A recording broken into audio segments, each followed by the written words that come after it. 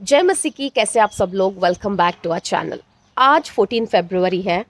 Throughout the world आज Valentine's day के रूप में सेलिब्रेट कर रहा है। So I thought this would be the best day for me to talk about true love.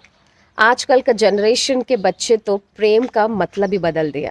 They made it so cheap and so vulgar.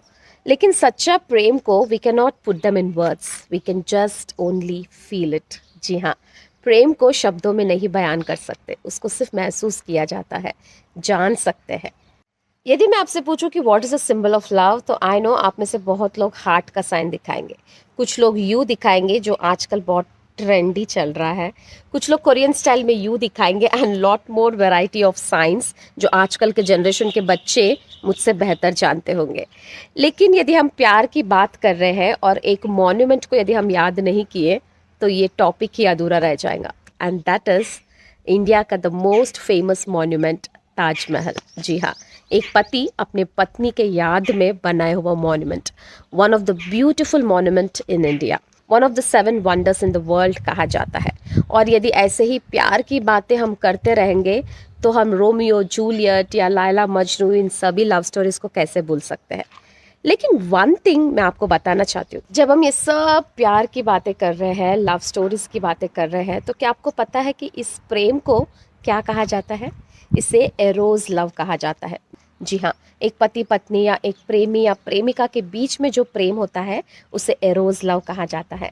और arrows love में most of the times 2 sided love रहता है। I love you because you love me. इस प्रेम में conditions रहते हैं, attraction को priority दिया जाता है, इमोशनल लव कहा जा सकता है और लिमिटेड लव कहा जा सकता है। जब तक मृत्यु दोनों को अलग न करे तब तक वे प्रेम करते हैं। मृत्यु इस प्रेम का अंत है। अपार्ट फ्रॉम एरोस लव, एक और प्रेम के बारे में मैं आज आपको बताना चाहती हूँ, and that is agape love. जी हाँ, और ये प्रेम अनकंडीशनल लव रहता है। ये प्रेम most of the times 1 sided love रहता है। चाहे तुम मुझसे प्रेम करो या ना करो, I keep on loving you. सामने वाला यदि गलती करे, आई स्टिल फॉरगिव यू। ये प्रेम देना जानता है, लेना नहीं जानता है। इस प्रेम में कोई अट्रैक्शन प्रायोरिटी नहीं रहता, ना ही कोई इमोशन को जगह रहता है। कोई मृत्यु इस प्रेम को किसी से अलग नहीं कर सकता है। इसमें इटर्नल लव रहता है। और ऐसा प्रेम करने वाला सिर्फ एक ही व्यक्ति है और उसका नाम है Yeshu Masih. Praise the lord. जी हाँ, यीशु मसीह हमसे अगापे प्रेम किया है। एक अनकंडीशनल लव उसने सारी जगत से किया है।